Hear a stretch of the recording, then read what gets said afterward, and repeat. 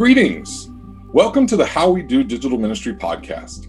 I'm Christopher Harris, founder of Faith Growth. You can find us at faithgrowth.com, where we help our church clients build their digital presence and engage with their communities online. On this podcast, I have a conversation with a church leader and ask them to share how they do digital ministry in their community. Today, I'm talking with Robin McCants, the assistant to the bishop for Advocacy and Urban Ministry in the Southeast Michigan Synod of the ELCA. Robin, please introduce yourself and tell us how you do digital ministry. Hi, Chris. Thank you so much.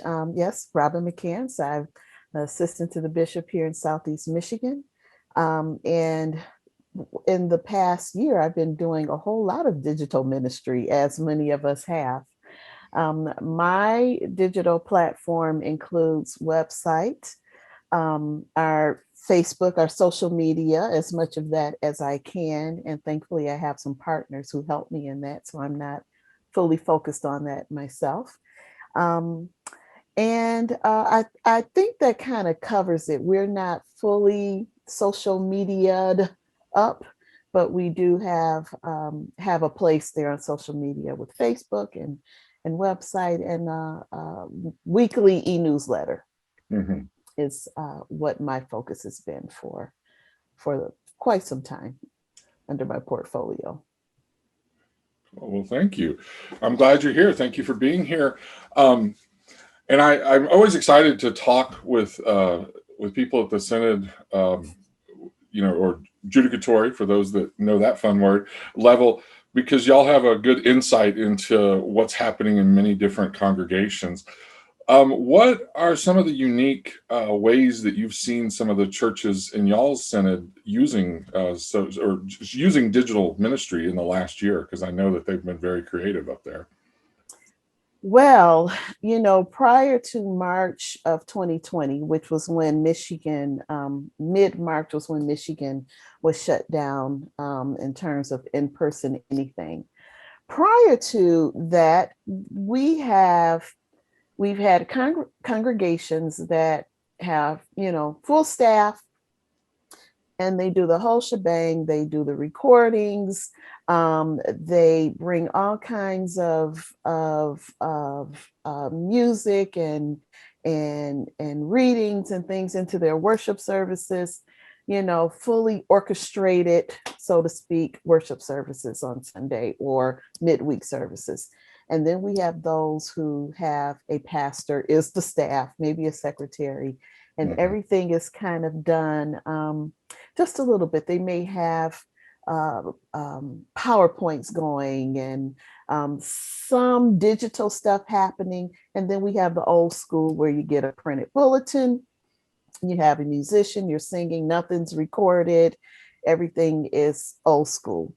Mm-hmm. Once we were shut down in March and everyone had to figure out what to do, we still had that range. We still had, we had more people learning very quickly how to do recordings. Mm-hmm. But we still, Southeast Michigan, our Synod is in a very closed region. We share the Lower Peninsula with the Northwest Lower Michigan Synod. So they have most of the state, and we have a very small portion of the state. But even in that small portion, not everyone has access to very strong internet access, or they may have internet access, but it drops all the time. So we've had congregations who were able to broadcast things online, but we still had a couple of congregations who met by conference call, or who just, the pastor would type up a bulletin and send it out. I like the creativity from, it was, it's more about what works for your particular context, and that they were able to jump in, whether that be conference calls or just emailing the bulletin, all the way to being able to do a live stream or a recorded service and make that available. Mm-hmm. Tell me, what was something, unexpected that happened this past year? I think the primary thing was that we were able to do it.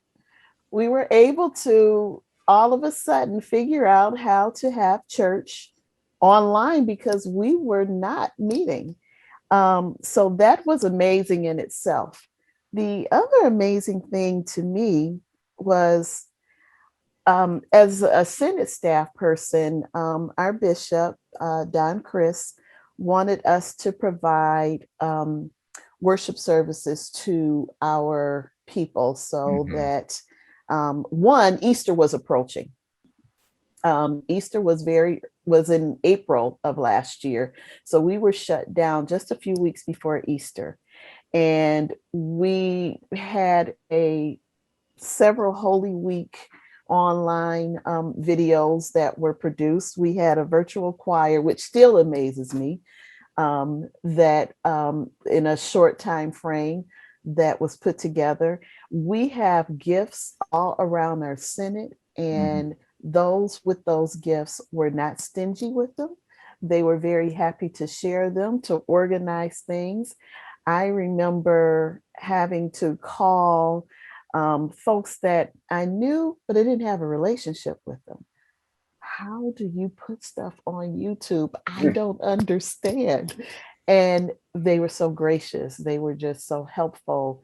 Call me whenever you need me. And yeah, I'll walk you through it. So there was a lot of that going on. And I think it made congregation leadership, pastors, if there are only pastors or leaders, I think it kind of forced us to talk to one another a little bit more intimately because we all did not have the same gifts of producing online worship opportunities. So that was pretty amazing. And the fact that we did it, just says, hey, look what we can do if we just share the knowledge that we have. Yeah, that's, sometimes we get a little too busy and a little too wrapped up in our own congregation and, almost like an island. And really, we're bigger than that. And there's a lot of gifts out there to share from. And I love the way you summarize it as we did it. We didn't know how, but we did it, you figured it out on the way, and that's awesome. Tell me, is there a particular maybe experience or example of where you saw God at work online, or where you have seen God at work online? Well, we know God is present in all that we do. And I think for me, just having, whenever I ask, someone shows up. There has not been a time that we put a call out, that I put a call out for help or support, or even referring folks to one another, and that support was not received. We talk a lot about church as this thing we have to go to. We have to go to church and we have to be inside this building in order to meet God or to learn about the path that Jesus has put us on. We have to be in this place to do that. And God was showing up and showing out while we were in our homes. Those of us who had to work, it didn't matter where we were. God was present. God is with us today on this call. Yes. On this podcast, because you may not know it, but my stomach is very nervous right now. Well, it was up until a few minutes ago, but that's how God shows up and calms the waters and just makes things happen. So I'm not amazed in the ways that I saw God, but I'm very thankful. And I'm sure a lot of people are, because who knew we would be forced to do something that we were not accustomed to doing, had no experience in doing, and it's worked out. Yeah, God shows up. I love that. That's true. And shows out. Yeah, shows out, shows up, and shows out. Well, and that's important because it's just an important reminder, because sometimes I think I mean, I think we would always profess that, but sometimes we get into our regular routines and kind of forget that. And this whole pandemic shook us up from all of our regular routines. And it was a prime example of, but God was still faithful and God was with us. Showed up and showed out. I love it. Well, tell me, because I know you get lots of questions from churches, maybe asking how to do things online, or how should they do maybe hybrid as they're looking at opening in-person worship again and keeping some online. What is some of the advice you're giving churches, or what is some of the discussion in your synod amongst the leaders as far as how churches move forward as we start transitioning to the next, whatever the next is going to look like, online and in person? Well, wow, we definitely are having those conversations right now. I'm not giving advice per se, but I'm listening. Mm-hmm. And we have until this past month, we had a bi-weekly rostered leaders gathering and a bi-weekly deans gathering. Deans are the liaison from our synod office to certain areas of our synod with a cluster of congregations. And that is the conversation that we're having. What does a hybrid look like? Probably the number one thing that I've heard is we have to continue an online presence. Just yesterday, I think I had a conversation because we have been worshiping from home. People in some churches from all across the country, in some churches from around the world have received members who regularly attend these online worship services. Well, we can't just stop doing that because we're going back to in-person worship. So the hybrid has to be a component that still reaches the folks who are not in your geographical area. And it goes beyond that, because there's also the side of ministry that we've been talking about before the shutdown. For a lot of people, there are no youth and young adults in the congregation. So we're talking hybrid, but we're also talking about reach and accessibility. We still have, we celebrate those seniors who are kind of unable to physically attend church, who Zoom in or Facebook in with a loved one on Sunday mornings. And we celebrate with the parent of young children who just, breathe a sigh of relief that they can feed their kids and they can all worship around the table. So that hybrid it won't look the same in any one place, but there are a lot of components to that. Will it just be a recording? Will you continue to send out that worship bulletin with a typed sermon for those who don't have access to an online worship service? Can folks call in? I went to a congregational meeting where they were meeting in sanctuary, but they had a conference call model. It really will visioning of the leadership team to help figure out what that means for them.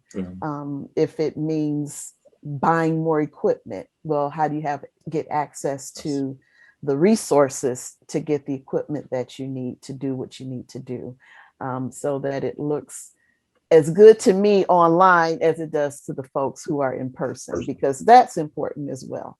So those conversations are happening throughout our synod. There's no one response for, all, but there's probably a lot of conversation that will help others Mhm. figure out what's coming next. Well, I mean, I'm glad that y'all are having those conversations, because I think, the moment right now, we really don't know what the quote unquote, best practice is. We're going to have to co-create that together right now. And so that means having discussions like this and being and trying things, and then seeing, and then how do I tweak that or iterate and make it better, or, oh, that didn't work, let's drop that and we'll go this way. And so I think it's healthy that we're, that's how y'all are approaching this, and what's going to work in each individual context. There's not one answer. And we're going to have to kind of, through trial and error in a lot of ways, find our way to what is going to work best in the individual congregations. Sure. I posted a question on one of our Facebook groups this morning asking, hey, do you guys ever check out the analytics of the things that you're doing? Are you, are people viewing your YouTube, or are they reading your newsletters? Because I do sometimes. I don't look at it like my health report, but I do check it out periodically. And what I saw today made me think, well, what can we do differently if, if I'm sending something to 1,500 people and 30% regularly open my newsletter, what can I do differently? So that is a way to figure out what's working and what's not working. Yes. Yeah, we look at all of our analytics once a week here with my team, and like this podcast, when it goes live a week later, I'll be seeing, what was the traffic? Was it normal? Was it within our normal range? Oh, was it increase? And then we're looking, okay, how can we make better connections? And that's important. And the other thing for me that I like about looking at those numbers is reminding, we're not just talking into a void. We really are talking to real people, and those analytics help us remember there was somebody listening. That we really are having an impact, and people really are responding. So yeah, absolutely. And when you have a team, it makes it a little bit easier. Yes, it does. I'm very thankful for my team. I tell you what, wouldn't be able to do. Well, honestly, wouldn't be able. This podcast would still be an idea right now without my team, because they all took different pieces and helped bring it into fruition. And but yeah, so, and that's, that is kind of the next piece that we're helping a lot of churches with right now, is how do they get those volunteers? And I think realistically, honestly, kind of, we started working on that after we did the training with y'all's Synod, because I listened to, because, I don't know if you remember when I started that training that we led, I always ask it, where's everybody at? And the biggest thing that I heard overwhelmingly from your people was how tired and alone, in the sense that they have to do it all by, they don't have any other support. So I do think that's the next piece, is how do we, and especially during pandemic, when you couldn't bring groups together, it really was the pastor in a lot of cases just doing it all. And so now, how can we start to systematize some of that into smaller pieces, so it's an easy ask and it's easy to teach somebody that may not know how to do that particular thing. But anyways, just made me think of, like, yes, it is so important to have a team, and that's going to be a next. I know so many church leaders right now don't have a strong enough team. Just that's the way it went. Not, they definitely recognize they want one. It's not that they're trying to do it all alone, but that's just what it is. And so that's going to be the next big thing, I think. I look forward to that when you have developed some of that. Come on back and share some of that with our folks here. Yeah, we are piloting it this summer with a few churches, so we'll see how it goes. So, and if any of them want to be in the pilot, they can give me a call. All right, well, we'll talk about that. Yeah, we'll talk about that after. I'll put it in my newsletter. All right, yeah, after the recording, I'll give you all that information after the recording. Just small little commercial in the middle of this. Okay. So tell me, is there any particular tool or piece of technology that you feel like you can't live without, or your pastors in the synod can't live without? Oh gosh, I don't know about that one. Of course, something electronic, phone, laptop, desktop. It's like right there, yeah. Can't live without it, I tell you. Yeah. Cannot live without it. Because that's how we've been communicating for the past year. Yeah. We have been on that cell phone. A lot of people shoot their sermons on their cell phones. I put a question out during a survey, if you remember, and some of the questions about technology were, if you don't have a camera, what's the next best thing to record a sermon if you don't have the funds to get a video camera? So having a very good cell phone, well, that's an easy investment because it's something we all use. So probably, yeah, phones, having some kind of audio assistance is helpful, because I found myself, I have a little case in my purse, and I have an iPhone and I have an Android. So I have two kinds of earbuds in this case. You're covered either way. Yeah. So just because having a conversation, it's not like I drive a lot right now, but occasionally when I'm driving and I need to have a conversation, I'll have that. Or if you see someone who's recording a sermon outside, and then you hear that wind whipping, and they'll connect by, some earbuds. So I think the phone is the number one thing. Yeah, and I mean, I think you're right. It's a good place to start, because not only do you got video, you can do minor editing of the video. There's editing software on the phone, all the way to, texting and, coordinating with other people, telephone, of course. It really is, you can do all of it. Zoom on the phone. Yeah, Zoom on the phone. On the phone. Yeah, it's like it has, assuming you're in an area with the network, you got the internet, so it really is quite a powerful device we carry around in our pockets these days. Especially when you consider that it was 2007 when the first smartphone was released. Get out of here. Yeah, that was when the first iPhone came out. So we're talking, oh my gosh, 14 years ago.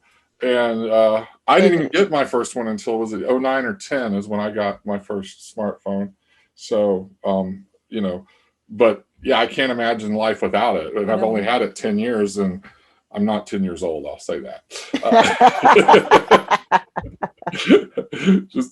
Just a little build. Oh my. But the things you've learned in 10 years with it. Well, I hope I've learned. It's been a good 10 years. Yeah. Speaking of 10 years, what, if anything, do you think the church may look like in 5 to 10 years? Oh gosh.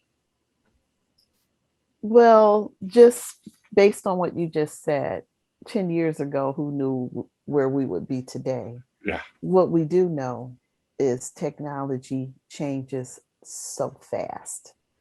Technology changes fast, and the landscape of the work that we do as in ministry just not as fast, but I'm not sure where we will be in 10 years. I think that we will be definitely more creative with our online presence, that we won't get rid of our church buildings, but we will definitely be utilizing more of our online gifts to reach more people. I think we will definitely we'll have better partnerships established, so that we have a better opportunity to share the gospel to a lot more people, and not only sharing the gospel, but receiving it from others. I have one of my roles is being a the staff person that relates to the Mbulu Diocese in Tanzania, the Evangelical Lutheran Church in Tanzania.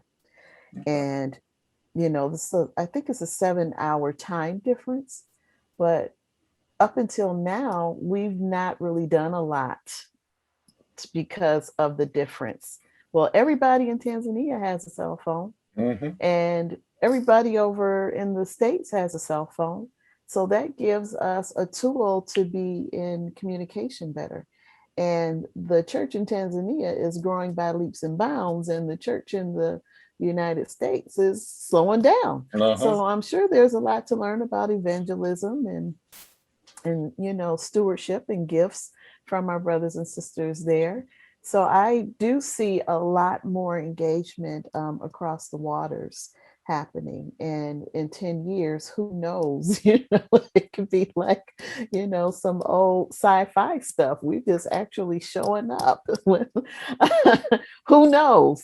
But as long as we keep God focused in the work that we do, I mean, there's really nothing holding us back. I think that's a good point that you bring up about how it is connecting us better with other parts of the world, and especially those that we have thought of, traditionally as maybe developing. But yeah, they all have cell phones now. They might have even skipped the landline. I know some countries have even skipped the whole landline phase and they just totally went to cell phones. So yes, the connection is there, and especially what's happening with the church in the global South, we have a lot to learn from, and what a blessing that connection is for us. Because that's even my synod. We're paired with the Lutheran Church in Sierra Leone. Okay. So I know there's been a lot more, connection as well with the internet, through the internet as of recent. That is awesome. Well, we are just about out of time. Wow. I know it passes so fast, doesn't it? I want to thank you for being here, Robin. I appreciate your perspective. I really appreciate you sharing about, more from that judicatory level, what's going on in multiple churches, and also kind of how we're connected to the larger church, even internationally. So thank you for your time. I want to invite all of our listeners to follow this podcast, subscribe on either YouTube or your favorite podcast player. Robin, how can our listeners find and follow you online? Well, Robin McCants has a Facebook page, but we also, the Southeast Michigan Synod has a website, www.semisynod.com, and Southeast Michigan Synod, ELCA on Facebook are just a couple of places to check us out. So, yeah. Okay. Well, thank you. Stop in and say hi. I will be sure to put little links in the show notes so they can click right on those and come and visit you. Thanks for listening today, dear listener. I appreciate that you're here with us for this conversation on all things digital ministry. We'd love to connect with you in other ways too. We have a private Facebook group cleverly named How We Do Digital Ministry. Yeah, very clever, right? It is where we can continue this conversation with other church leaders in between episodes. So for the next 7 days, we can ask questions and learn from each other in that group. So there's a link in the show notes. Click on that and come join the Facebook group and be a part of the discussion there. Also, we're planning an episode in a few weeks, a Q&A show where I'll be answering all the questions that people submit in the Facebook group. So join the Facebook group and ask all your digital ministry questions, and they might even appear in one of our future episodes. All right. Thank you again for listening. Blessings to you all. We'll talk with you again next week.